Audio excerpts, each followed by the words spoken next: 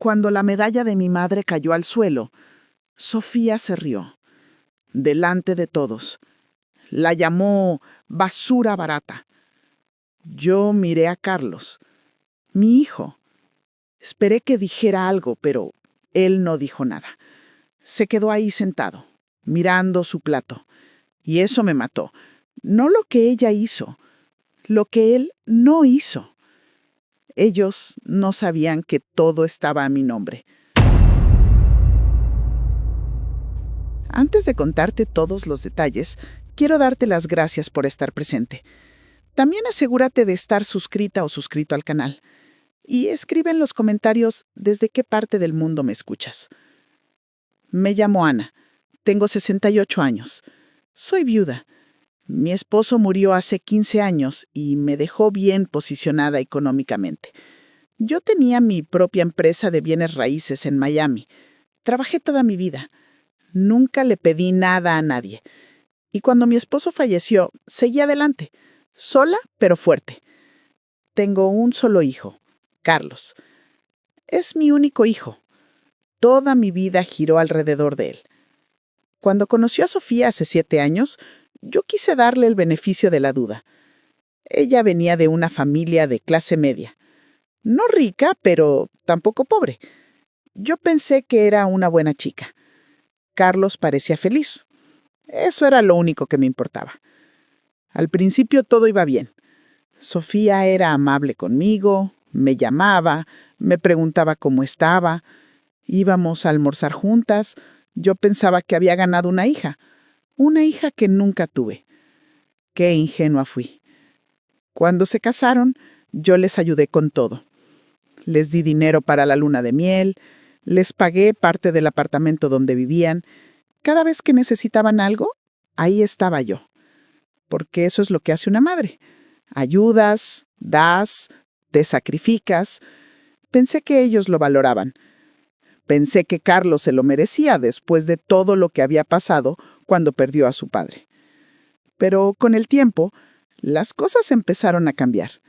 Sofía dejó de ser amable. Dejó de llamarme. Cuando yo la llamaba, contestaba con desgano, como si la estuviera molestando. Carlos me decía que ella estaba ocupada con el trabajo, que no me preocupara. Yo traté de no pensarlo mucho. Traté de decirme a mí misma que así eran las nueras, que era normal. Pero no era normal. Cada vez que los veía, había algo raro. Sofía me hablaba diferente, con ese tono de superioridad, como si yo fuera vieja y no entendiera nada. Y Carlos no decía nada. Nunca decía nada. Yo vivía en mi casa, la casa donde había criado a Carlos, una casa grande en un buen vecindario de Miami. Tenía mis ahorros, mis inversiones, mi pensión. No necesitaba nada de nadie. Pero ellos siempre necesitaban algo. Hace 2 meses, Carlos me llamó. Me dijo que tenían una oportunidad de negocio increíble, que necesitaban $55,000 para una inversión. Me explicó todo rápido, muy rápido, demasiado rápido. Algo sobre un negocio de consultoría, que iban a duplicar el dinero en 6 meses, que era una oportunidad única. Yo le dije que lo iba a pensar, que era mucho dinero. Él me dijo que estaba bien, que lo entendía. Pero al día siguiente, Sofía me llamó. Y ahí fue diferente. Ella no me pidió. Ella me presionó. Me dijo que si no les daba ese dinero, iban a perder la oportunidad de su vida, que todo el trabajo que habían hecho se iba a ir a la basura. Y luego dijo algo que me quedó grabado. Dijo que si el negocio fracasaba por mi culpa, por mi lentitud en decidir, ella nunca me lo iba a perdonar. Me sentí mal. Me sentí como si yo fuera la mala, como si yo les estuviera quitando algo que merecían. Así que dije que sí. Les dije que iba a hacer la transferencia después de Navidad, que solo quería revisar bien mis cuentas primero. Carlos me agradeció. Sofía solo dijo que esperaba que no cambiara de opinión. Cuando colgué el teléfono, Me quedé sentada en mi sala, mirando las paredes. Algo no se sentía bien, pero yo lo ignoré, como siempre lo ignoraba, porque eran mi familia, mi único hijo. Y las madres perdonan todo. Me invitaron a pasar Nochebuena en mi propia casa. Ellos iban a organizar la cena, iban a invitar a sus amigos y familia. Yo solo tenía que estar ahí y llevar un regalito para Sofía, me dijo Carlos. Algo especial, algo significativo. Yo tenía la medalla perfecta, la medalla de San Cristóbal, que mi madre me dio cuando estaba muriendo. Era de oro, de verdad, 18 quilates. Mi madre me la puso en la mano y me dijo que me cuidara, que San Cristóbal me protegiera en mi camino. Esa medalla era lo único que me quedaba de ella, lo único físico que podía tocar y sentir su presencia. Pero yo pensé que sería lindo dársela a Sofía, compartir algo tan importante, mostrarle que la consideraba familia de verdad. Así que la limpié, la puse en una cajita bonita y me preparé para Nochebuena. La noche de Nochebuena llegó. Mi casa estaba llena, 22 personas. Algunos los conocía, otros no. La familia de Sofía estaba ahí, sus padres, sus tíos, amigos de ellos, y mi hermana que siempre ha estado conmigo. La cena fue incómoda desde el principio. Sofía estaba jugando a ser la anfitriona perfecta, en mi casa, dando órdenes, diciendo dónde se sentaba cada quien. Yo solo observaba, tratando de sonreír, tratando de no arruinar la noche. Después de cenar, llegó el momento de los regalos. Sofía abrió varios: ropa, perfumes, cosas caras que sus amigas le habían traído. Ella sonreía, agradecía, posaba para fotos. Entonces Carlos me miró y me dijo que era mi turno, que le diera mi regalo a Sofía. Me levanté, fui por la cajita, la tenía guardada con cuidado. La puse frente a ella, le dije que era algo muy especial para mí, que había pertenecido a mi madre, que quería que ella lo tuviera porque la consideraba parte de la familia. Sofía abrió la caja, sacó la medalla, la miró y se rió. Se rió fuerte, tan fuerte que todos voltearon a verla. Yo no entendía qué estaba pasando. Ella levantó la medalla, la mostró a todos y dijo que yo le había regalado basura barata, que parecía algo que habías comprado en una tienda de segunda mano, que ella esperaba algo mejor de mí. Yo me quedé congelada. No podía hablar. No podía moverme. Solo podía escuchar las risas. Algunos invitados se reían con ella, otros bajaron la mirada incómodos. Mi hermana se levantó de su silla, pero yo le hice una señal que se detuviera. Entonces, Sofía hizo algo que nunca voy a olvidar. Dejó caer la medalla. La dejó caer al piso de mármol. El ruido fue terrible. Un sonido metálico que resonó en toda la sala. Y ella siguió riéndose. Yo miré a Carlos, mi hijo, el hombre que salió de mi cuerpo, el niño que crié sola después de que su padre murió, el joven al que apoyé en todo.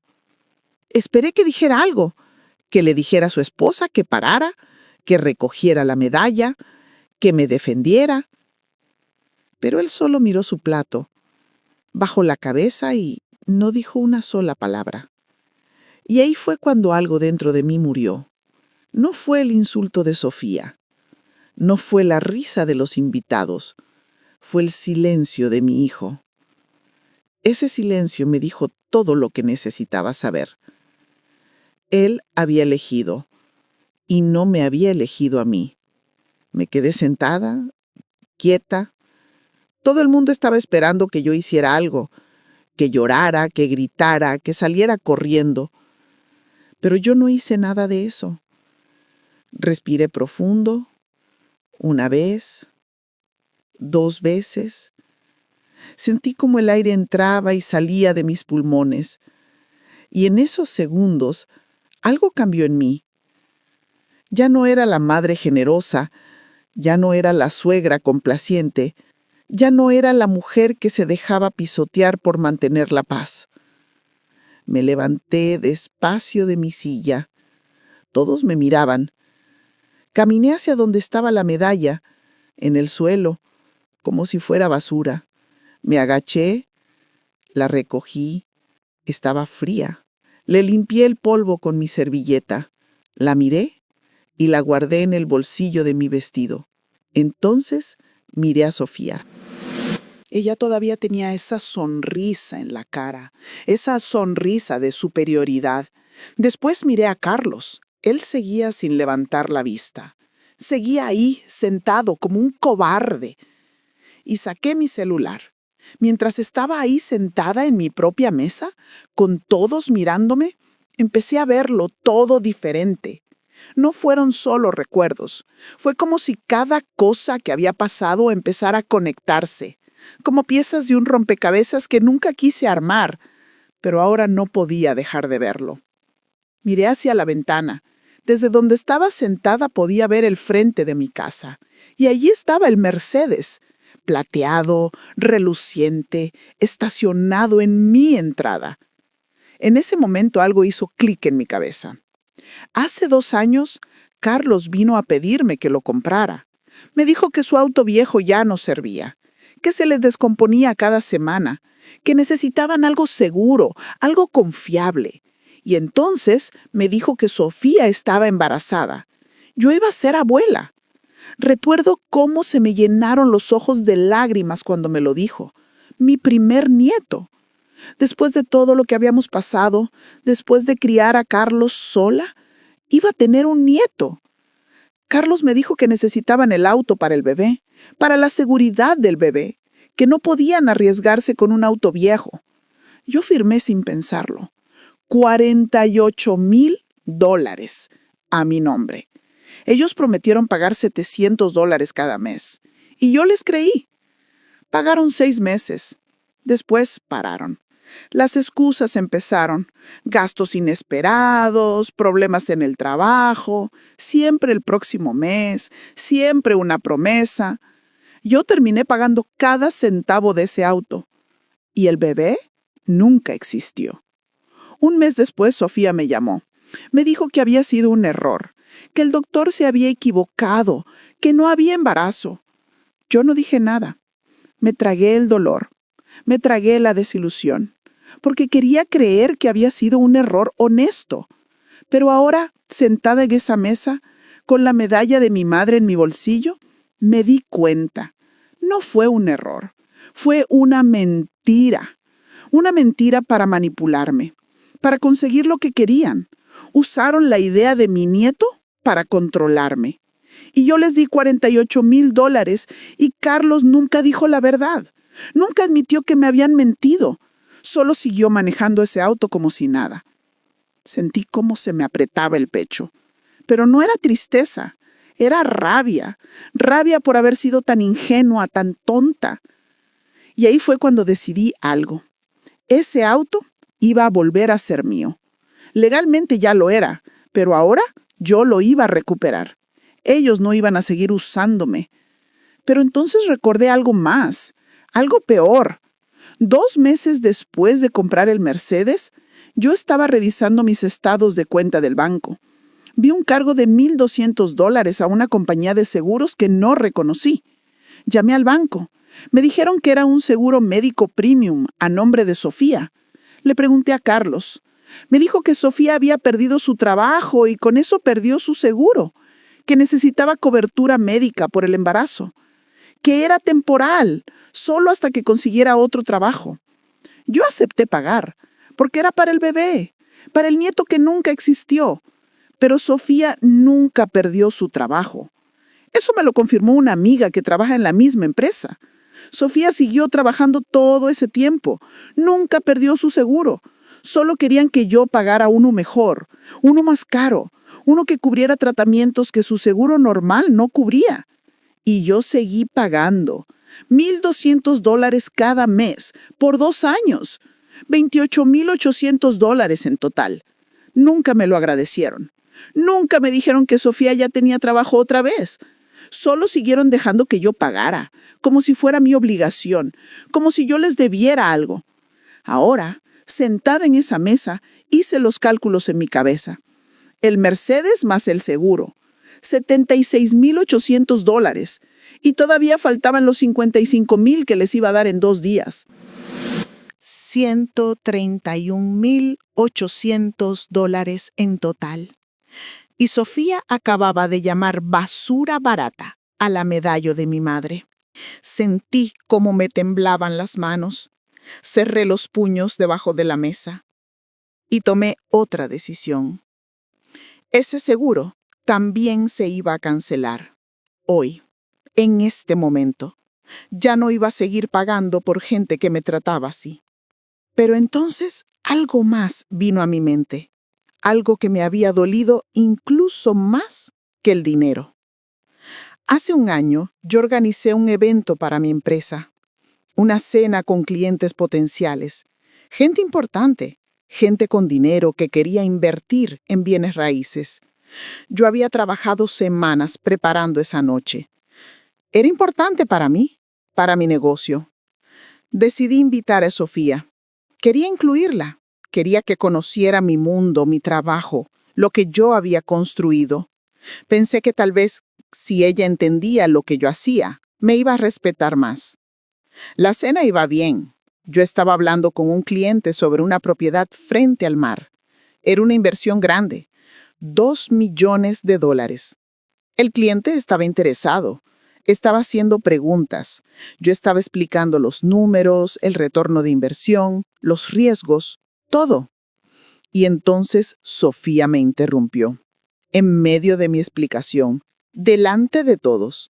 Me dijo que yo no entendía cómo funcionaban las finanzas modernas, que mi forma de calcular el retorno de inversión estaba desactualizada, que las cosas habían cambiado y yo seguía haciendo negocios como en los años 90.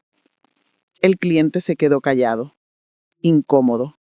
Los otros invitados bajaron la mirada. Yo sentí como la sangre se me subía a la cara. Sentí como se me hacía un nudo en la garganta. Pero sonreí, asentí y cambié de tema. Porque no quería hacer un escándalo. No quería quedar mal delante de mis clientes. Así que me tragué la humillación. El cliente nunca invirtió. Se fue esa noche y no volvió a contestar mis llamadas. Después le pregunté a Carlos qué había pasado. ¿Por qué Sofía me había hecho eso?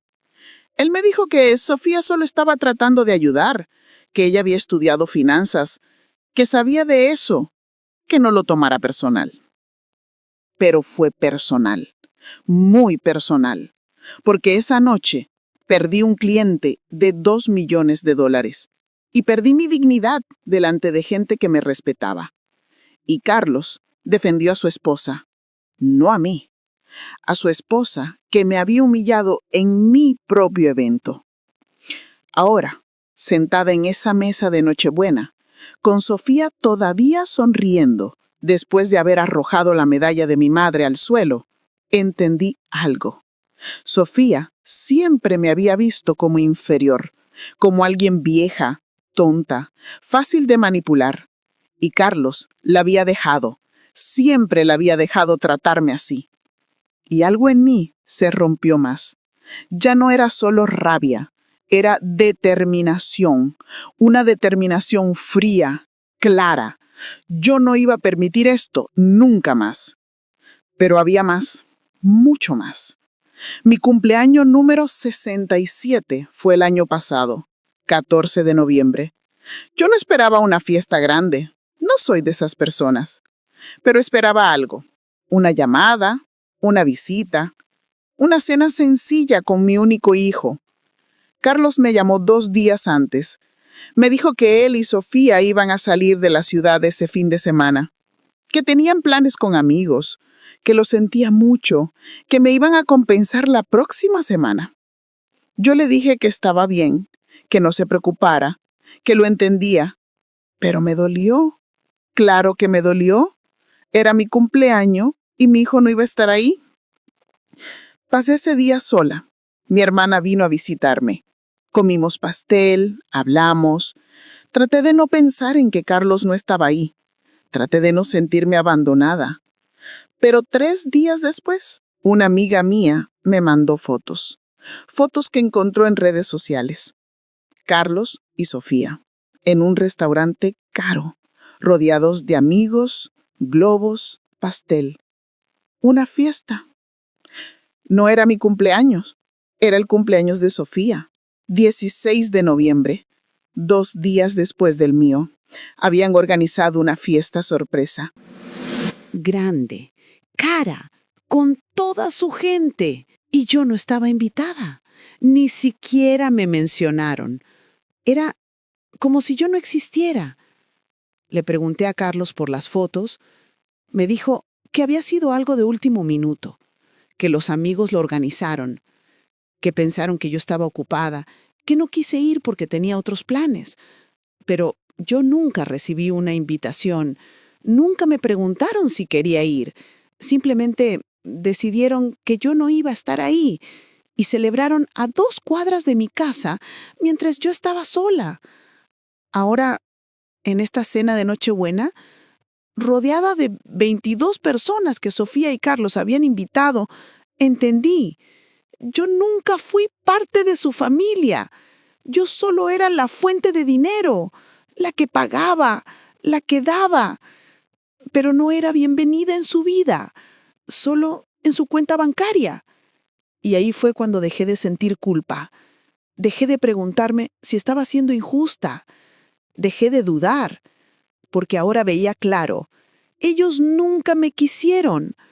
Solo quisieron lo que yo tenía. Pero todavía había una cosa más. Una última pieza. Y era la más dolorosa. Hace 2 meses, Sofía me llamó. 11 de la noche.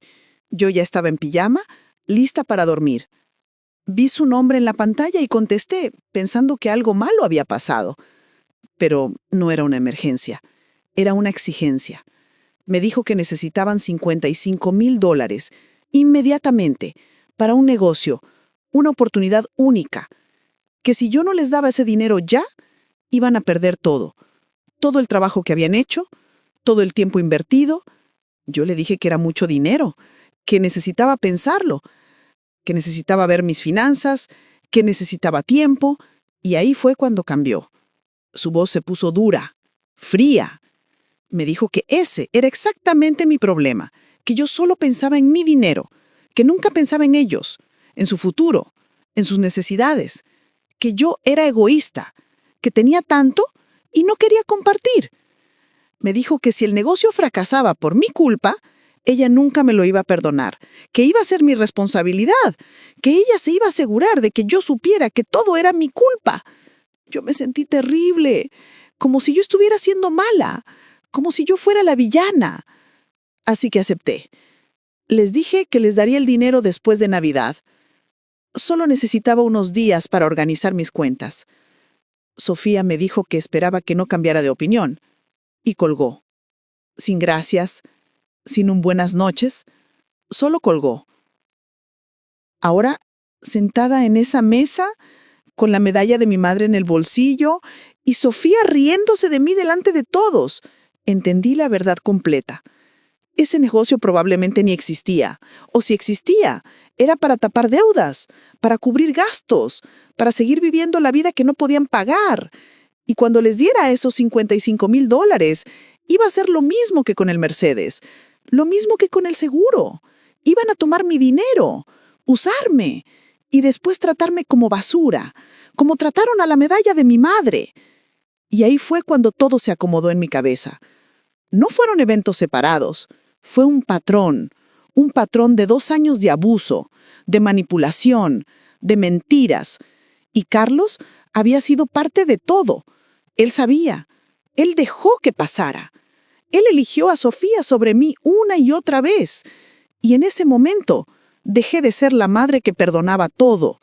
Dejé de ser la mujer que se tragaba el dolor por mantener la paz. Dejé de ser la víctima.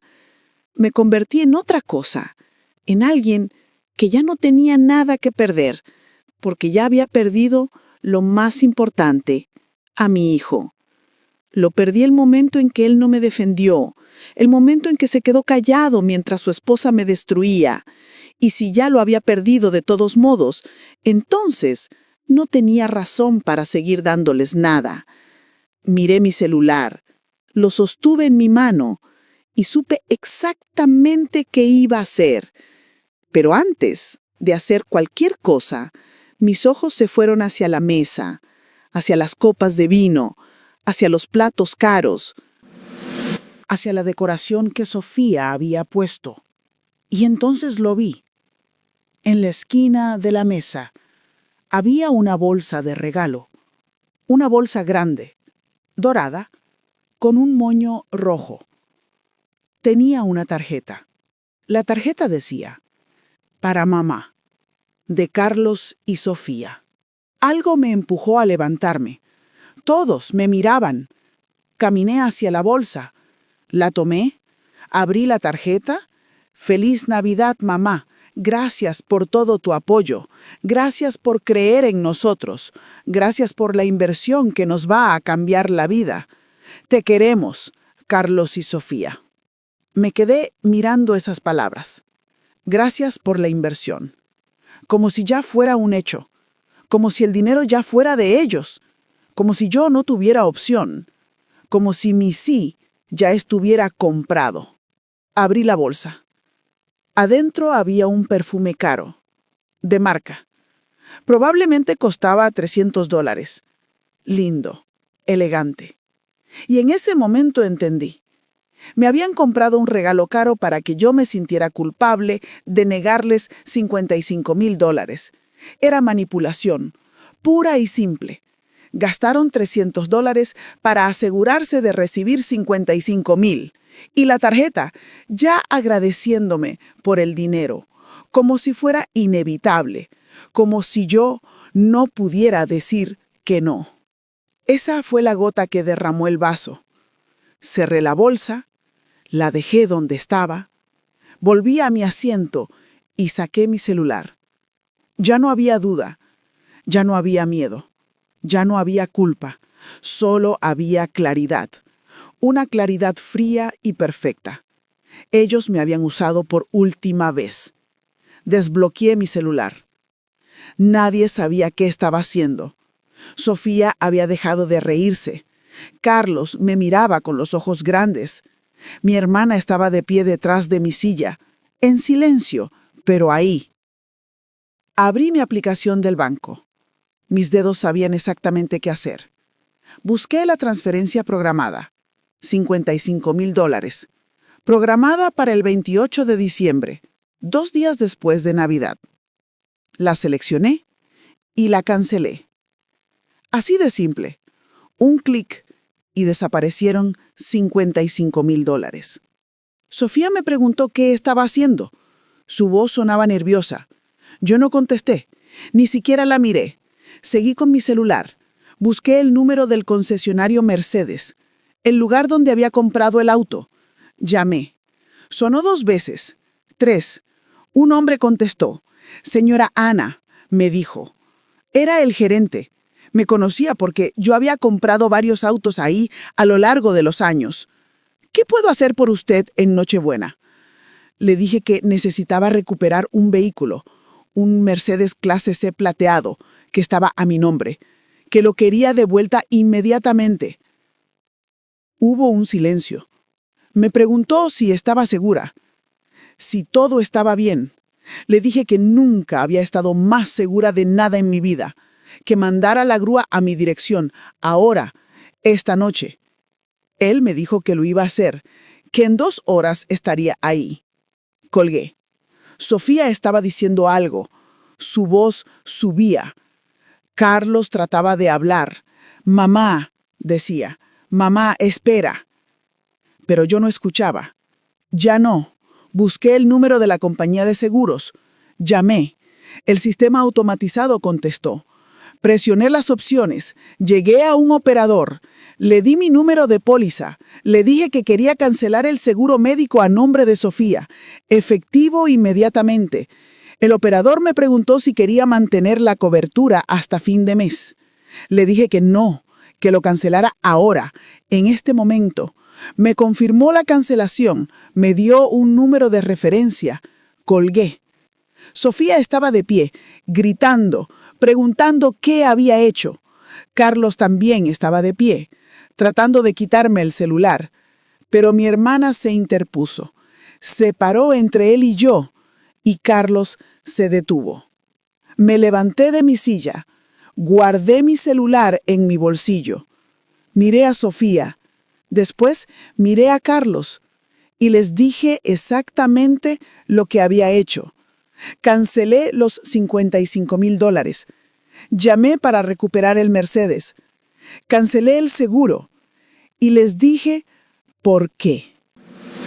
Les dije que lo que acababan de hacer, arrojar la medalla de mi madre y llamarla basura, eso había sido el precio de su codicia, y que ahora ellos iban a pagar el precio de su desprecio. Sofía gritó que yo estaba loca, que cómo me atrevía, que ellos me iban a demandar. Carlos me rogaba que reconsiderara, que era Nochebuena, que podíamos hablar. Pero yo ya no tenía nada que decir. Saqué la medalla de mi bolsillo, la puse sobre la mesa y les dije que esto valía más que todo lo que les acababa de quitar, porque esto era de mi madre, y mi madre sí me había querido de verdad. Después me volteé, mi hermana tomó mi bolso y salimos juntas de mi propia casa, dejándolos ahí sentados, dejándolos con sus 22 invitados mirando, dejándolos sin palabras. Esa noche dormí en la casa de mi hermana. No pude dormir mucho. Cada vez que cerraba los ojos veía la cara de Carlos, mi hijo, mi único hijo, viéndome irme, dejándome ir. Mi hermana me preparó té, se sentó conmigo. No dijo mucho, solo estuvo ahí. Eso era suficiente. Como a las 10 de la noche mi celular empezó a sonar. Era Carlos. No contesté. Siguió llamando. 1 vez, 2, 5, 10 veces. Lo puse en silencio. Después empezaron los mensajes. Mamá, por favor, necesitamos hablar. Sofía está muy alterada. Esto es un malentendido. Por favor, contesta. Te lo suplico. No contesté ninguno. A las 11:30, mi hermana miró por la ventana. Me dijo que viniera a ver. Afuera estaba la grúa, grande, con luces amarillas. Se estaba llevando el Mercedes de mi entrada. Algunos vecinos habían salido a ver. Carlos y Sofía estaban ahí parados, viendo cómo se llevaban el auto. Sofía estaba gritándole al conductor. Carlos trataba de calmarla, pero no había nada que hacer. El auto era mío, legalmente, y yo lo estaba recuperando. Vi cómo la grúa se alejaba con el Mercedes plateado colgando atrás y sentí algo raro. No era felicidad exactamente, era algo más pesado. Era justicia, pero justicia que duele. Mi hermana cerró las cortinas, me dijo que me fuera a dormir, que mañana iba a ser un día largo. Tenía razón. A medianoche Carlos intentó llamar otra vez. Esta vez de un número diferente. Pensó que yo no iba a reconocerlo. Pero sí lo reconocí. No contesté. Después llamó Sofía. Su voz en el buzón de voz era pura histeria. Me dijo de todo. Vieja loca, egoísta, amargada, vengativa, que yo los había destruido, que ella se iba a asegurar de que todo el mundo supiera qué clase de persona era yo, que me iba a demandar por todo, que esto no se iba a quedar así. Borré el mensaje, bloqueé su número. La madrugada del 25 de diciembre, día de Navidad, recibí un mensaje de un número desconocido. Era una foto. La foto mostraba el Mercedes vacío estacionado en un lote de autos, con un letrero que decía recuperado. Me di cuenta de que era Carlos, quien me enviaba la foto desde otro teléfono, pensando que me iba a sentir mal, pensando que me iba a arrepentir, pero no sentí nada de eso. Solo sentí alivio. alivio de que finalmente había hecho algo. Finalmente me había defendido. Esa mañana mi hermana me hizo desayuno. Huevos, tostadas, café. Comimos en silencio. Después me preguntó qué iba a hacer ahora. Le dije la verdad. No sabía. Solo sabía que nunca iba a volver atrás, que nunca iba a dejar que me trataran así otra vez.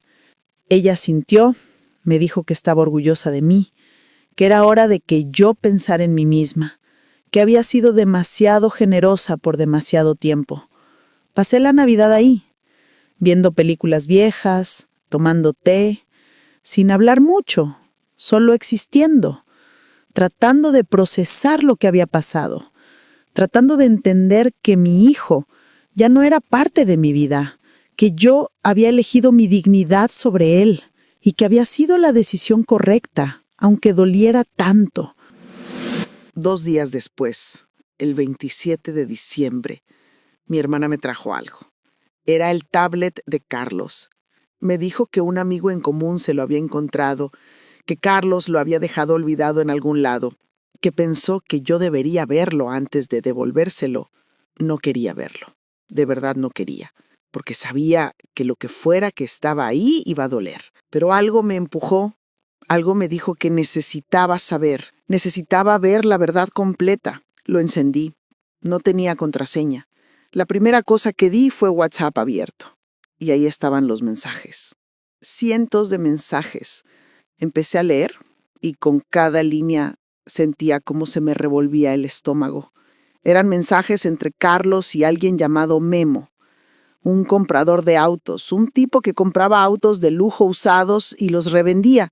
Y Carlos había estado negociando con él por semanas. Carlos le había enviado fotos del Mercedes, le había dado el número de serie, le había dicho que podía conseguirle el auto en $30,000, menos de lo que valía, mucho menos. Memo preguntaba cómo iba a hacer eso si el auto no estaba a su nombre, y Carlos le respondió que tenía un plan, que iban a reportarlo robado, que iban a cobrar el seguro, y mientras tanto venderle el auto a Memo, quedarse con ambos dineros. Me quedé helada leyendo esos mensajes, leyendo cómo mi hijo planeaba estafarme, cómo planeaba robarme el auto que yo había pagado, cobrar el seguro que yo había estado pagando y quedarse con todo. Y Sofía sabía. En los mensajes, Carlos mencionaba que era idea de ella, que ella había pensado en todo el plan, que estaban esperando el momento correcto. Seguí leyendo. Había más. Mensajes sobre las deudas que tenían. $62,000 en tarjetas de crédito, todo de compras, ropa, cenas, viajes, cosas que no necesitaban, cosas que no podían pagar. Carlos le decía a Sofía que no se preocupara, que mi mamá nos va a dar los $55,000, que con eso podemos cubrir las tarjetas, que después vamos a vender el Mercedes y vamos a tener dinero de sobra. Mi mamá siempre dice que sí. Mi mamá es fácil de manipular. Esas fueron sus palabras. Fácil de manipular. Dejé el tablet sobre la mesa. Me levanté, fui al baño y vomité. Vomité hasta que no quedó nada, hasta que solo salían arcadas. Mi hermana tocó la puerta, me preguntó si estaba bien.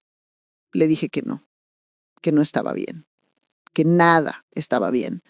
Pero después me lavé la cara, me miré al espejo y entendí algo. Yo había hecho lo correcto, no por intuición, no por enojo. Hice lo correcto porque ellos de verdad planeaban destruirme, planeaban quitarme todo, usarme hasta que no quedara nada. Y yo me había salvado a mí misma, justo a tiempo. Salí del baño, le mostré a mi hermana los mensajes. Ella los leyó y lloró. Lloró por mí.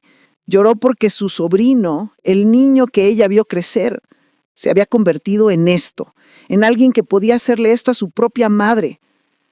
Tomamos fotos de todo, de todos los mensajes, de todas las pruebas, por si acaso, por si Sofía decidía demandar, por si Carlos decidía decir que yo había sido injusta. Necesitaba tener la verdad documentada y después le devolví el tablet al amigo. Le dije que se lo diera a Carlos. sin decirle que yo lo había visto, sin decir nada, solo devolvérselo. Porque yo no necesitaba confrontarlos con esto, no necesitaba hacerlos admitir nada. Ya tenía todo lo que necesitaba. Tenía la verdad y tenía mi dignidad de vuelta. En los días que siguieron, empecé a ver las cosas más claras, con la distancia, con la calma, con la verdad frente a mí. Me di cuenta de que el seguro médico que yo había estado pagando no era para emergencias, no era por si Sofía se enfermaba, era para tratamientos caros que ella quería, tratamientos estéticos, tratamientos que su seguro normal no cubría. Mi hermana investigó un poco. Tenía una amiga que trabajaba en la clínica donde Sofía iba. Le preguntó y la amiga le confirmó. Sofía había programado un procedimiento dental, implantes completos, carillas, todo. Costaba $18,000. El seguro que yo pagaba iba a cubrir el 80%. Pero yo había cancelado ese seguro la noche de Nochebuena. Y ahora Sofía tendría que pagar los $18,000 de su bolsillo, dinero que no tenían. No sentí culpa, solo sentí que era justo. Ella había usado mi dinero para todo, para el auto, para cubrir deudas, para sus lujos. Y ahora tendría que vivir sin eso. 3 meses después de Nochebuena, mi teléfono sonó. Era un número que reconocí, pero que no había llamado antes. Era el padre de Sofía. Me preparé para que me gritara, para que me dijera que yo era mala, que le había hecho daño a su hija. Pero no fue así. Su voz sonaba cansada, triste. Me pidió disculpas. Me dijo que él había estado en esa cena, que vio lo que Sofía hizo, que vio cómo la medalla caer, que vio cómo Carlos no dijo nada. Me dijo que intentó hablar con su hija después que le dijo que lo que había hecho estaba mal, que había sido cruel, pero Sofía no escuchó. Siguió diciendo que yo era la mala, que yo los había atacado sin razón. El padre de Sofía me dijo algo que nunca voy a olvidar. Me dijo que él y su esposa criaron a Sofía dándole todo, que nunca le dijeron que no, que nunca le enseñaron a valorar las cosas y que ahora estaba pagando el precio. Y yo también. Y Carlos también. Me agradeció por haber sido paciente con ella durante 7 años. Me dijo que él entendía por qué hice lo que hice y que si él hubiera estado en mi lugar, probablemente habría hecho lo mismo. Le agradecí la llamada. Le dije que apreciaba sus palabras, pero que no cambiaban nada, que el daño ya estaba hecho, que su hija y mi hijo habían tomado sus decisiones y yo tomé las mías. Él entendió, me deseó lo mejor. Colgamos. Nunca volvimos a hablar, pero sus palabras me dieron algo, me dieron validación, me dijeron que no estaba loca, que no había exagerado, que hasta la familia de Sofía veía lo que ella era. Los meses pasaron. Supe por mi hermana, que todavía tenía contactos en común, cómo les estaba yendo a Carlos y Sofía. Sin el Mercedes, Carlos no podía proyectar la imagen que necesitaba. Ese auto era parte de cómo convencía a gente de invertir en su negocio. Era su fachada. Y sin esa fachada, los clientes empezaron a dudar, a preguntarse si en verdad era exitoso, si en verdad sabía lo que hacía. El negocio empezó a caerse. Los inversionistas se retiraron. Los contratos se cancelaron. Y en 6 meses Carlos no tenía nada, solo deudas. Sin los $55,000 para cubrir las tarjetas de crédito, empezaron a llegar las llamadas de los bancos, las cartas, las amenazas de demanda. Intentaron hacer pagos mínimos, pero no podían, ni siquiera eso. Sofía tuvo que cancelar su procedimiento dental. se quedó con prótesis temporales, prótesis que se veían falsas, que tenía que quitar para comer. Y para alguien como ella, alguien obsesionada con las apariencias, eso fue un golpe terrible. Las peleas entre ellos empezaron. Mi hermana escuchó de amigos que los habían visto discutiendo en público, en restaurantes, en el supermercado, gritándose, culpándose. Sofía le decía a Carlos que era su culpa, que él no había controlado a su madre, que había sido débil.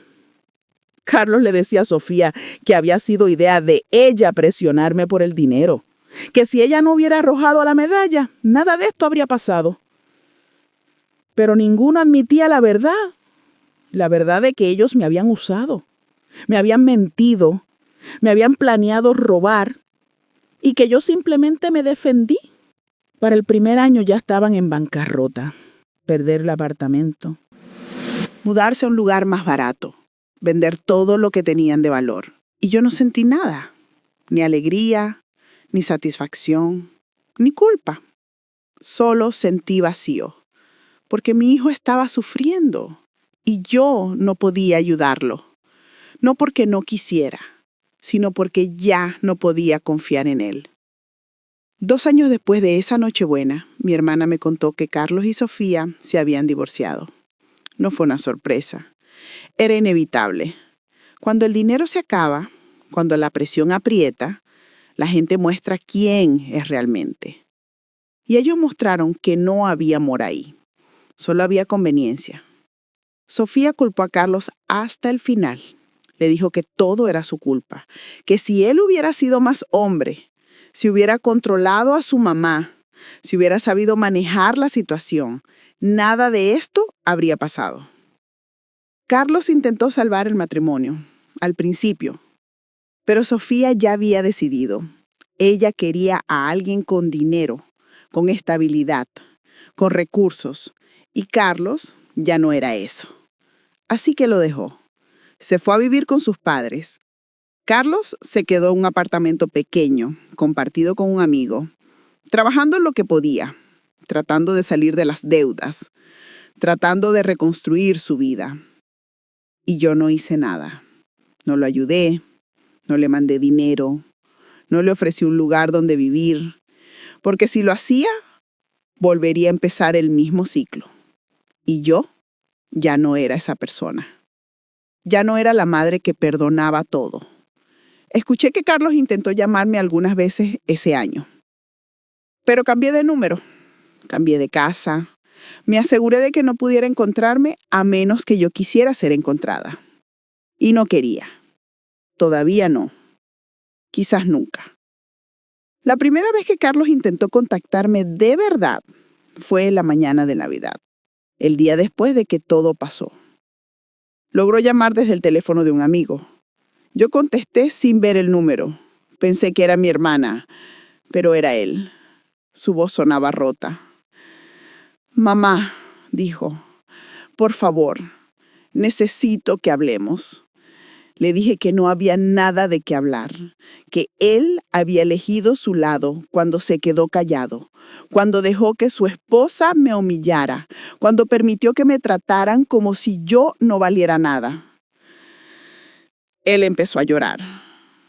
Me dijo que lo sentía, que no supo qué hacer, que Sofía lo presionaba, que no quería causar problemas en su matrimonio, que pensó que yo iba a entender, que siempre entendía. Y ahí fue cuando me rompí un poco. Le dije que ese era exactamente el problema, que yo siempre entendía, siempre perdonaba, siempre daba, y él siempre tomaba, siempre permitía, siempre elegía a todos menos a mí. Le dije que esa medalla era de mi madre muerta, que era lo único que me quedaba de ella, y que su esposa la arrojó al suelo como si fuera basura. Y él no dijo nada, nada. Eso me dolió más que todo el dinero, más que todas las mentiras, más que todos los años de abuso. Carlos dijo que iba a arreglarlo, que iba a hablar con Sofía, que iban a venir a pedirme perdón, que por favor no les quitara todo, que necesitaban ese dinero. Le dije que ya era tarde, que la decisión estaba tomada y que necesitaba tiempo, mucho tiempo, para procesar, para sanar, para decidir si algún día iba a poder verlo otra vez sin sentir esta traición. Colgué y bloqueé ese número también. 3 días después, recibí un mensaje de un número desconocido. Era Sofía. El mensaje era largo, lleno de rabia. Me llamó de todo: vieja amargada, manipuladora, que yo había destruido su matrimonio, que había arruinado sus vidas, que ella se iba a asegurar de que todos supieran qué clase de monstruo era yo.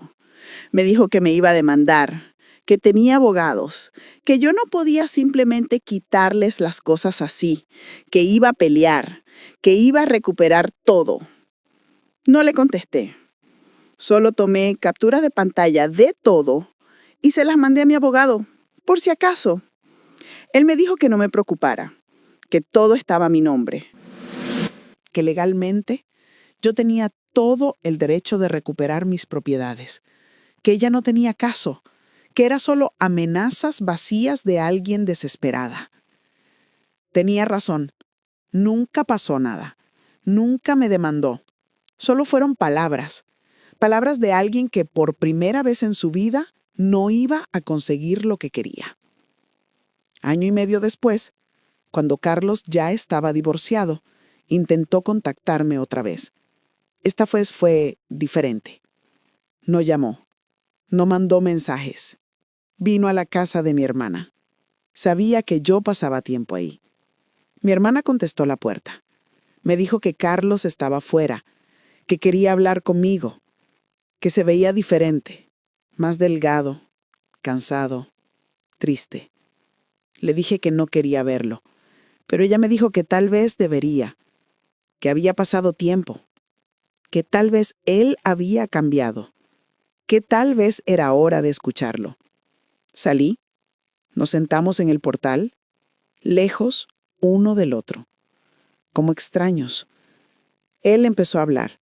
Me dijo que lo sentía, que había sido el peor hijo, que había dejado que Sofía me tratara mal, que había sido cobarde, egoísta, que entendía si nunca me lo perdonaba, pero que necesitaba que yo supiera que él lo sentía. Me dijo que se había divorciado, que Sofía lo dejó cuando se dio cuenta de que ya no tenía dinero, que nunca lo había querido. Solo quería la vida que él podía darle. Y cuando eso se acabó, ella también se fue. Me dijo que había estado en terapia, trabajando en sí mismo, entendiendo por qué había hecho lo que hizo, por qué había permitido tanto, por qué había elegido mal. Lo escuché, todo, sin interrumpir. Y cuando terminó le dije la verdad. Le dije que apreciaba sus palabras, que me alegraba que estuviera trabajando en sí mismo, pero que yo necesitaba más tiempo, que el daño había sido profundo, que no podía simplemente perdonar y olvidar porque él viniera con disculpas.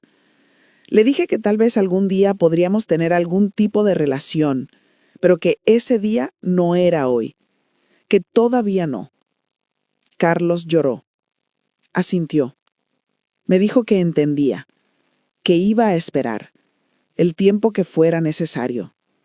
Se fue, y yo me quedé sentada en ese portal, mirando cómo su auto viejo se alejaba, sintiendo algo raro. No era perdón, pero tampoco era odio. Era algo intermedio, era aceptación, de que ambos habíamos perdido algo. Él perdió a su madre, yo perdí a mi hijo, y ninguno podía volver atrás y cambiar las cosas. 2 años después de esa conversación, recibí un mensaje de Carlos. Corto, formal, me informaba que mi cuñado, el hermano de mi difunto esposo, había fallecido. El funeral era el sábado, en Miami. Me dio la dirección. Me dijo que entendería si no quería ir, pero que quería que yo supiera. Pensé mucho en ir. El tío Ernesto había sido bueno conmigo. Siempre. Me había apoyado cuando mi esposo murió, me había ayudado con Carlos. Era un buen hombre. Pero ir al funeral significaba ver a Carlos, ver a toda la familia, enfrentar preguntas, enfrentar miradas. Y no estaba lista para eso. Decidí no ir, pero mandé flores, una corona grande, bonita, con una tarjeta que decía: Ernesto fue un hombre bueno que siempre me trató con respeto. Lamento tu pérdida. Ana. No puse mamá. No puse con cariño. Solo mi nombre. Porque eso era lo que éramos ahora. Solo nombres. Solo dos personas que compartían sangre, pero ya no compartían vida. Carlos me mandó un mensaje después del funeral. Me dijo gracias por las flores, que significaron mucho para él, que el tío Ernesto siempre me había querido, que él sabía que yo habría querido estar ahí. No le contesté. Ya no había nada más que decir. Las primeras semanas después de Nochebuena fueron las más difíciles. No por Carlos, no por el dinero, sino por mí. Me di cuenta de que había estado viviendo para otras personas toda mi vida. Para mi esposo cuando estaba vivo, para Carlos después de que su padre murió, para Sofía cuando entró a la familia. Siempre pensando en qué necesitaban los demás, nunca en qué necesitaba yo. Y ahora que finalmente me había defendido, no sabía quién era. No sabía qué quería. No sabía qué hacer con mi vida. Mi hermana me sugirió que vendiera la casa.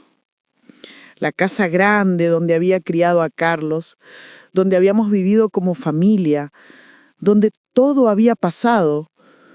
Me dijo que necesitaba un nuevo comienzo, un lugar sin recuerdos, sin fantasmas.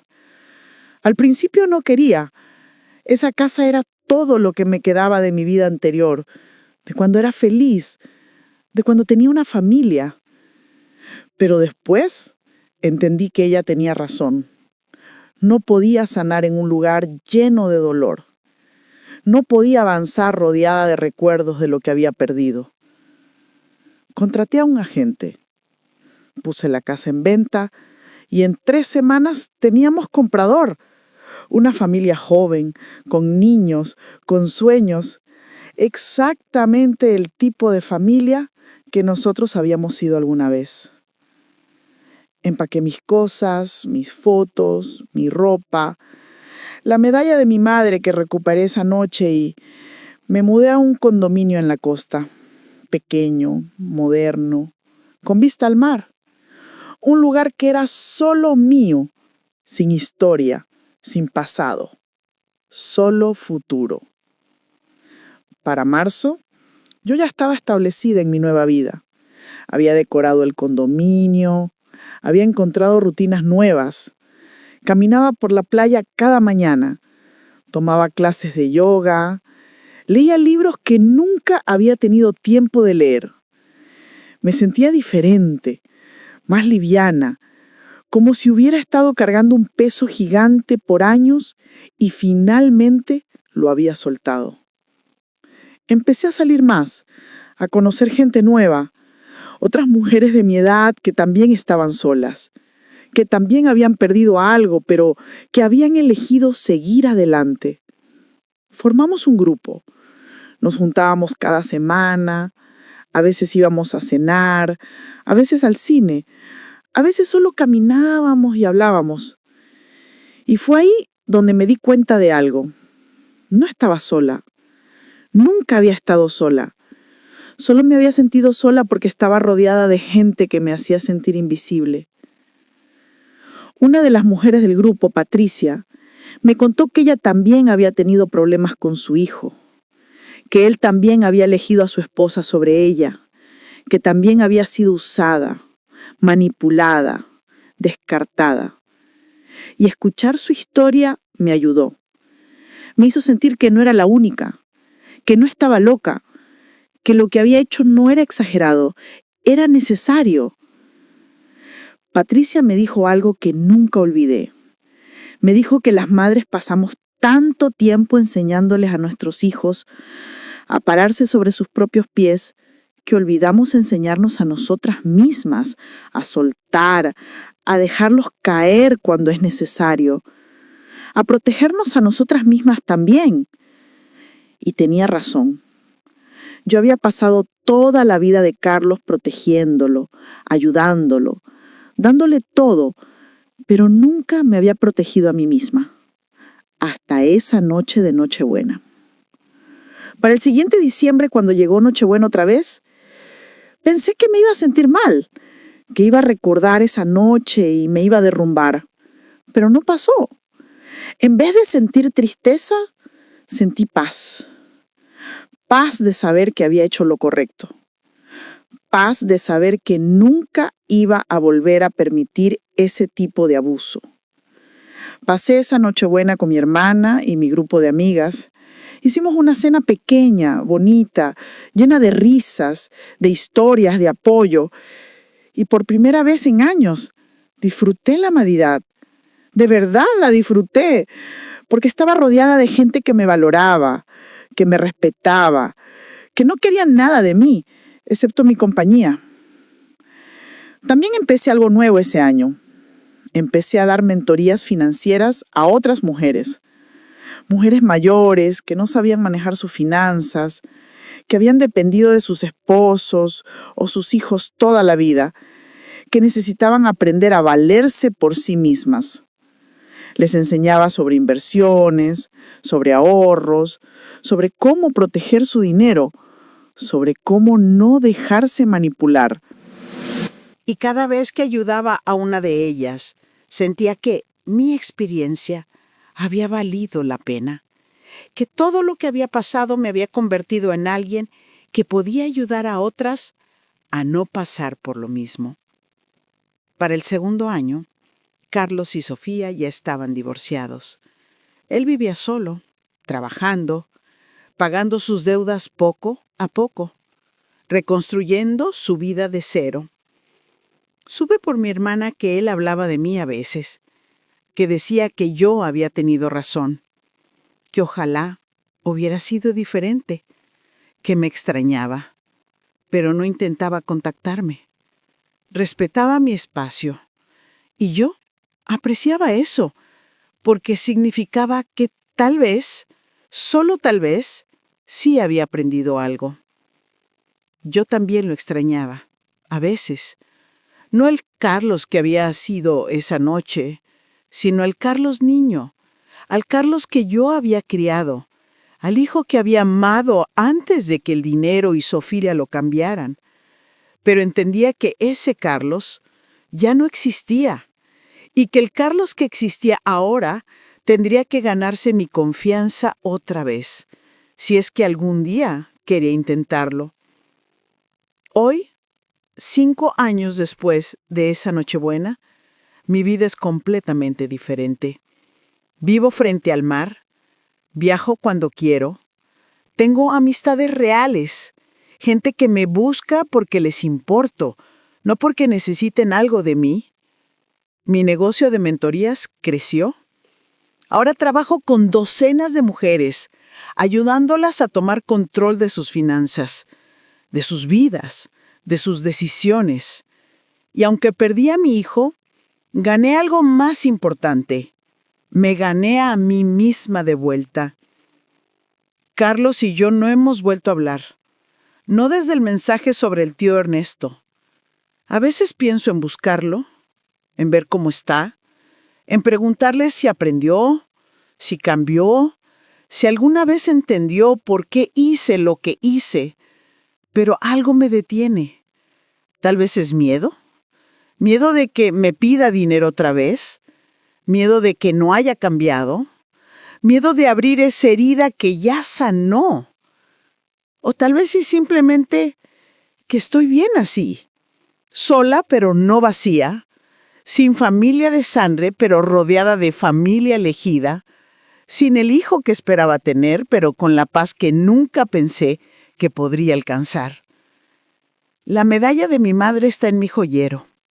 La miro a veces y pienso en ella, en lo fuerte que era, en todo lo que soportó, en cómo me crió para ser fuerte también, Y creo que estaría orgullosa de mí, orgullosa de que finalmente me defendí, orgullosa de que elegí mi dignidad, orgullosa de que no me dejé aplastar. Esta mañana salí a mi balcón, como hago cada día. El sol estaba saliendo sobre el océano. El cielo estaba pintado de naranjas y rosas, y sentí algo que no había sentido en mucho tiempo. Sentí gratitud. No gratitud por lo que pasó. Nadie está agradecido por ser traicionado, por ser usado, por perder a su único hijo, pero gratitud por haber tenido el valor de decir, basta. Gratitud por haberme salvado a mí misma cuando nadie más lo iba a hacer. Gratitud por haber aprendido que a veces amar a alguien significa soltar. Significa dejarlos enfrentar las consecuencias de sus acciones. Significa protegerte a ti misma primero. Cuando pienso en esa noche de Nochebuena, cuando pienso en la medalla de mi madre cayendo al suelo, todavía me duele. Siempre me va a doler, porque no es solo sobre una medalla, es sobre respeto, sobre valor, sobre ser vista. Y durante años yo no me había visto a mí misma. Solo veía a Carlos. Solo veía lo que él necesitaba, lo que él quería, lo que él merecía. Pero esa noche algo cambió. Esa noche me vi. Vi mi dolor, mi humillación, mi valor. Y decidí que yo también merecía respeto. Yo también merecía ser tratada con dignidad. A las mujeres de mi generación nos enseñaron a dar, a sacrificarnos, a poner a todos antes que a nosotras mismas. Y hay belleza en eso, hay nobleza, pero también hay peligro. Porque cuando das y nunca recibes, cuando te sacrificas y nunca te valoran, te pierdes. Te conviertes en un cascarón. En alguien que existe solo para servir a otros. Y yo no quería hacer eso. No más.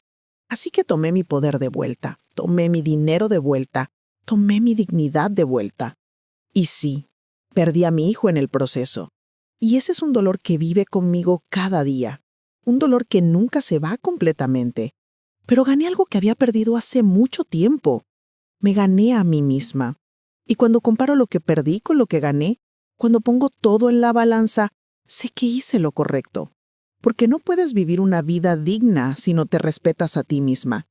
No puedes tener paz si permites que te traten como basura. Mi madre me dio esa medalla para protegerme, para recordarme que ella siempre estaría conmigo. Y esa noche, cuando esa medalla cayó al suelo, fue como si mi madre me estuviera hablando, diciéndome, levántate, defiéndete. No dejes que te hagan esto. Y eso fue lo que hice. A veces la gente me pregunta si me arrepiento, si haría algo diferente. Y mi respuesta siempre es la misma. No, no me arrepiento.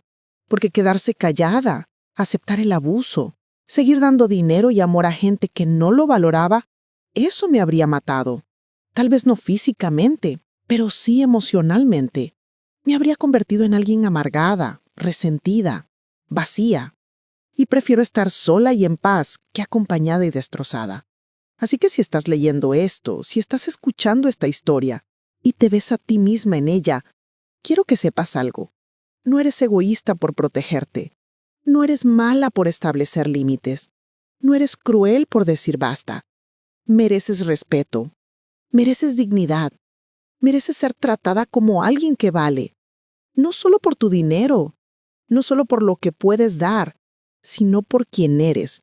Y si la gente en tu vida no puede ver eso, si no pueden valorarte, entonces tal vez es hora de soltar, de dejarlo ir, de salvarte a ti misma. Porque nadie más lo va a hacer por ti. Yo aprendí eso de la manera más difícil, perdiendo a mi hijo, destruyendo una familia, pagando un precio alto. Pero incluso con todo eso, no cambiaría lo que hice.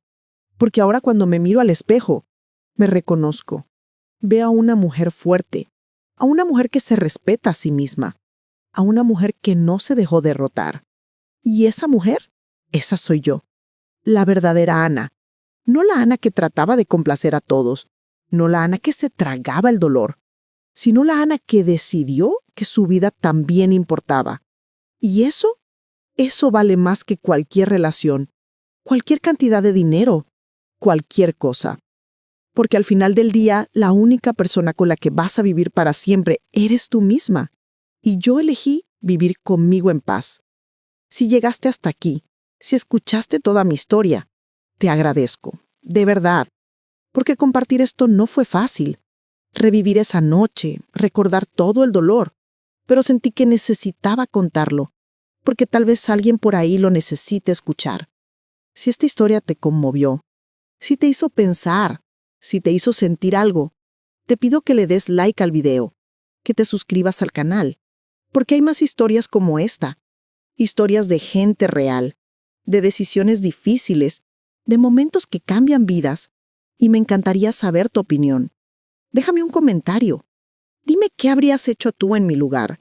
Dime si crees que fui muy dura, o si crees que hice lo correcto. Dime desde qué parte del mundo me estás escuchando. Me encanta leer sus comentarios. Me encanta saber que no estoy sola en esto.